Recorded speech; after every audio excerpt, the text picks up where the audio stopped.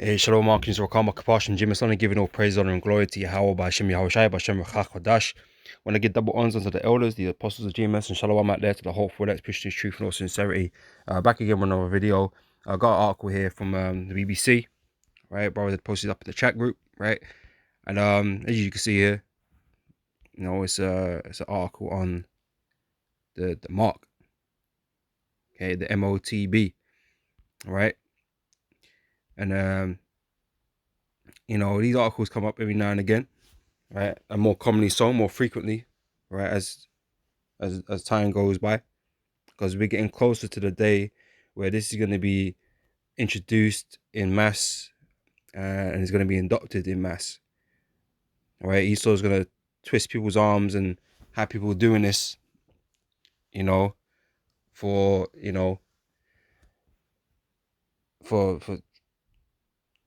basically to have them engrafted into a new system, right?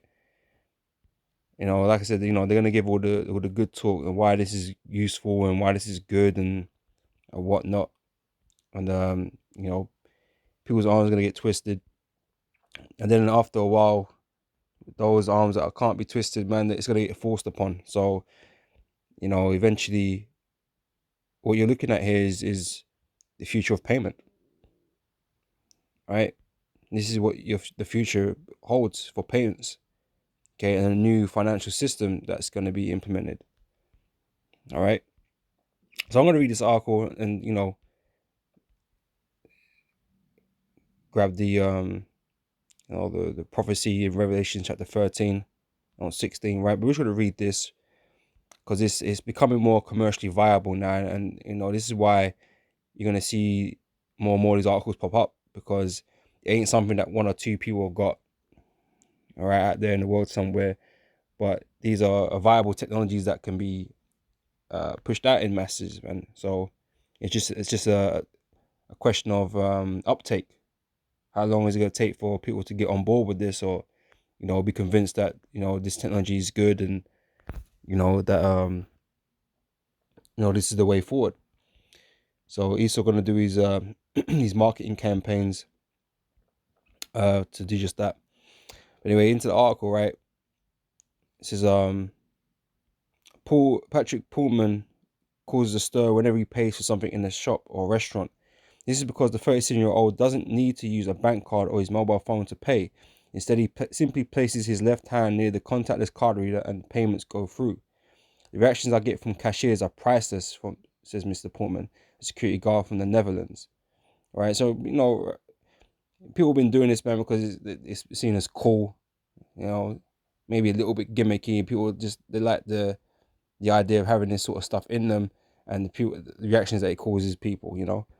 But it's going to be an essential piece of technology soon, right? So he's able to pay using his hand because back in 2019, he had a contactless payment microchip injected under his skin. The procedure hurts as much as when someone pinches your skin, says Mr. Portman. A microchip was first implanted into a human back in 1998. I don't know who that person was, but I know the guy in the UK, what was his name, Warwick, or something like that, or from Warwick University, something like that. I always get the things mixed up, but he was one of the first ones here in the UK to have done that. And, you know, he's going around opening doors and doing all kinds of stuff with it. All right, so it's been around for a while still. You know, it's like we've been covering it for a while, beginning of our elders and apostles.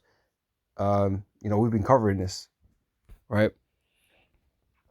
Says but it is only during the past decade that the technology has been available commercially. Right, it's becoming more commercially viable. Okay, it's you know, the technology is there to be able to produce this commercially. And when it comes to implantable payment chips, British-Polish firm Walletmore says that last year it became the first company to offer them for sale. The implant can be used to pay for a drink on the beach in Rio, a coffee in New York, a haircut in Paris, or at your local grocery store, says founder and chief executive Wojciech Paprota. It can be used wherever contactless payments are accepted, and that's becoming more of a common thing. The limits are being raised every so often, It used to be just £20 you could always spend on the contactless, but it went up to 30, and then now I believe it's like 100 or something like that. But it says Walletmore's chip, which weighs less than a gram and is a little bigger than a grain of rice, is comprised of a tiny microchip and an antenna encased in a biopolymer, a naturally sourced material similar to plastic. Yeah, because that's good for everyone, isn't it? All right, so Mr. Purporter adds that it is entirely safe, has regulatory approval, okay, which I guess is more than some things, right? Works immediately after being implanted and will stay firmly in place. It also does not require a battery or other power source, because you are the power source. The firm says it has now sold more than 500 of the chips. The technology Walletmore uses its near field communication, or NFC, because which is what people are familiar with these terms, NFC and RFID. These are the types of technology that's used to be able to do these types of things, right? It says NFC, the contactless payment system in smartphones, right? It's what you use when you tap your phone, right? It says other payment implants are based on radio frequency identification, which is similar technology typically found in physical contactless debit and credit cards. Whereas many of us, the idea of having such a chip implanted in our body is an appalling one. But in 2021, the survey of more than 4,000 people across the UK and the European Union found that 51% would consider it. Right, so out of 4,000, which is a small group, right, 51% would consider it. So it could be more, it could be less at this current moment in time, because 4,000 is a small drop in it, really. But it says, however, without giving a percentage figure, the report added that invasiveness and security issues remained a major concern for respondents. As Mr. Pullman said, he doesn't have any of these worries. Chip implants contain the same kind of technology that people use on a daily basis. So by that merit, it should be okay. That's what he's saying. He says from key fobs to unlock doors, public transit cards like the London Oyster cards, which we've got here in the UK, well, in London, or bank cards with contactless payment function. The reading distance is limited by a small antenna coil inside the plant. The implant needs to be within the electromagnetic field of a compatible RFID or NFC reader. Only when there is a magnetic coupling between the reader and the transponder can the implant can be read. All right, but realistically, that could all be altered. So he adds that he is not concerned that his whereabouts could be tracked. So he don't care. Right? But it's always these guys that they want to put up there that they don't care. To make you not care. Oh, you're being silly.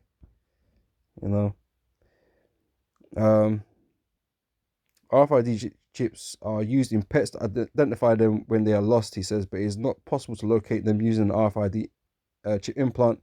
The missing pet needs to be found physically. Then the entire body gets scanned until the RFID chip implant is found and read. So they say.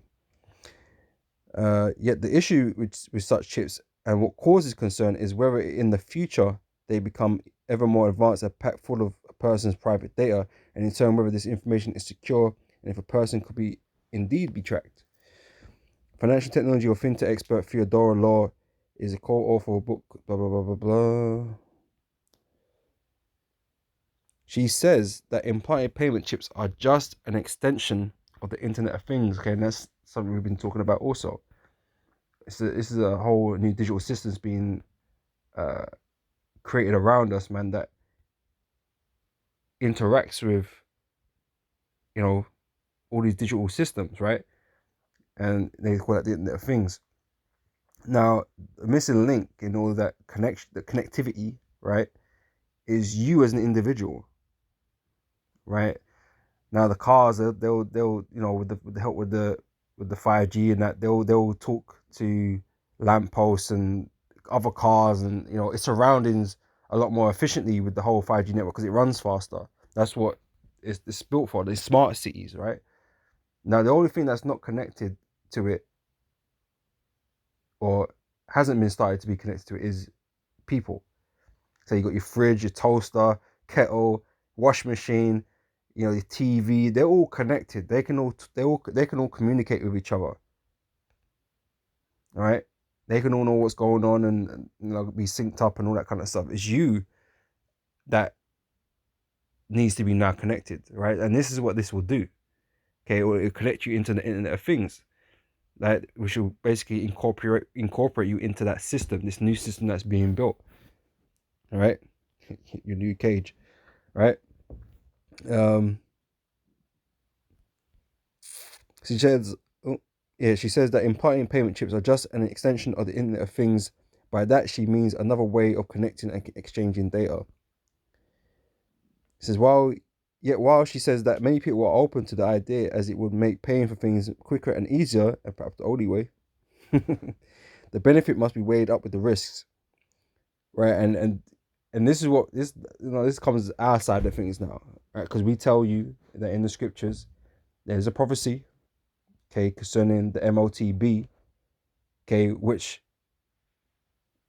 mirrors what is being promoted right now in terms of these NFCs and RFIDs, right?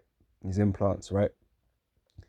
That is going to affect one day people being able to buy or sell, right? But this, for taking this, if you're not taking this, then there's a judgment in the scriptures written for those that receive this mark, right? So these are the risks. These are the risks that we speak about, man. Judgment, all right? This is the benefits must be weighed up with the risks, especially as when embedded chips carry more of our personal information. How much are we willing to pay for the sake of convenience, right? People love convenience, right? Love things being made easier. This is where do we draw the line when it comes to privacy and security? Who will be protecting the critical infrastructure and humans that are part of it? Who's overwatching it? Who's watching over it? People you'd rather not have watching over it, right? According to scriptures, all right? Because these elites and these tech companies that they own, right? They're gonna be ones in control. They're gonna decide and dictate what's what. Okay, or the AIs that they've been creating under their programming. They're gonna decide what's what.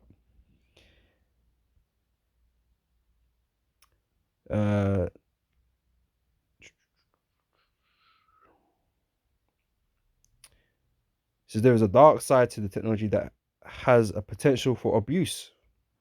Okay, which it does, right? She says, to those with no love of individual freedom, it opens up seductive new vistas for control, manipulation, and oppression. And who owns the data? Who has access to the data? And is it ethical to chip people like we do pets? The result, she cautions, could be the disempowerment of many for the benefits of a few. All right? And this is what the warning is. Right? You'll think you're going to do yourself a service by, taking these things and implanting these things in your body, but ultimately, what's it going to do? Right? What is the real idea for it? How are these people going to use that? Right? It will become a controlling feature. Hence why a man won't be able to buy or sell unless he have that. And with everything else has been designed, around the blockchain and the CBDC, the programmable money,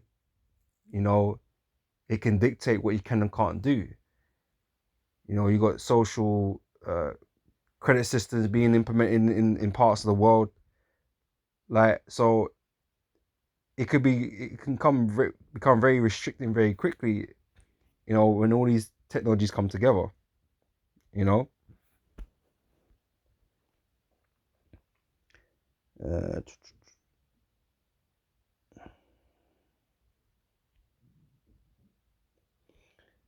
So Steve Northam, senior lecturer in innovation and interpret. Why can't I say that word right now? Entrepreneurship. My main one went dead. At the University of Winchester, says that the concerns are unwarranted. Right. So he said there's nothing to worry about. It's fine.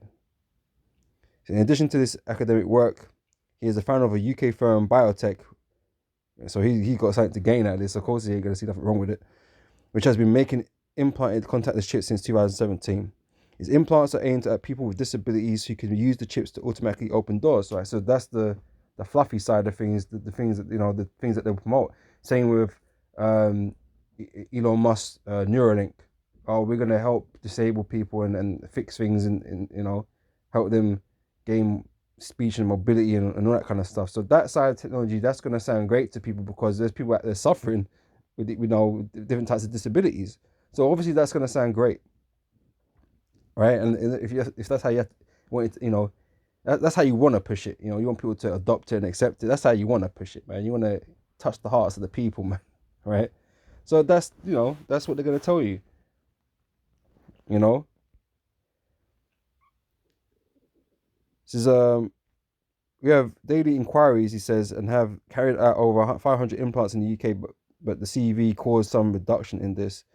This technology has been used in animals for years. He argues that they are very small inert objects. There are no risks.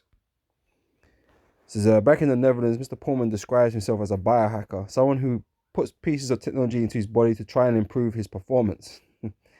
He has 32 implants in total, including chips to open doors and embedded magnets. Right, and this is that whole transhumanism movement or ideology that's being put out there. It's been put in a lot of games and stuff, and people like the idea of enhancing themselves. And the elites, they're all into that. They're funding all these businesses that are spending millions and billions of dollars in researching these things, right? People like the idea of being better, right? But then there's a trade-off. What cost does it come at? It says technology keeps evolving, so I keep collecting more. He says my implants augment my body. I wouldn't want to live without them. He says so. He a lifer, man. He down, right? There will always be people who don't want to modify their body. We should respect that, and they should respect us as biohackers. All right, and then that reminds me of a game, Deus Ex. All right, I mean that just ain't possible, right? But the main reason to bring this out, well, one is prophecy, and a major part of prophecy at that. But it's just to show you, man, that these implants are becoming more commercially viable, man, and they're you know getting ready to come to a point where they can start pushing this. Okay, this is going to become more common, right? You're going to see this a lot more. Okay, you're going to hear people that's got them. I start seeing advertisements on the TV trying to get you to consider these things. So like I said, it's coming, man. It's around the corner, you know but just be mindful of this, right? Be mindful of this for those that not quite on the believing spectrum yet, right? Be mindful of this, right? Revelations 13 and 16. And he calls of all, both small and great, rich and poor, free and bond, to receive a mark in their right hand or in their foreheads, right? So we see in the pictures, man, where they be putting it. They be tapping their hands, right? Elon wants to put things in your head. All right. So verse 17, and that no man might buy or sell. Like I said, you got a whole new system that's being created, man. Money, physical cash is really getting destroyed. It's getting done away with, man. And they're gonna get rid of that. All these men are talking about digital currencies, CBDCs, right? Contactless. That's what these men are talking about. They're not, the cash is dying, and a new system is about to be replaced. A new system about to replace it. All right.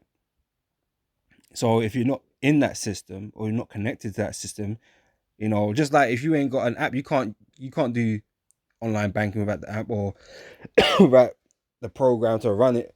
Whatever the case is, like you need a way to access that. If you ain't got it, you can't access it.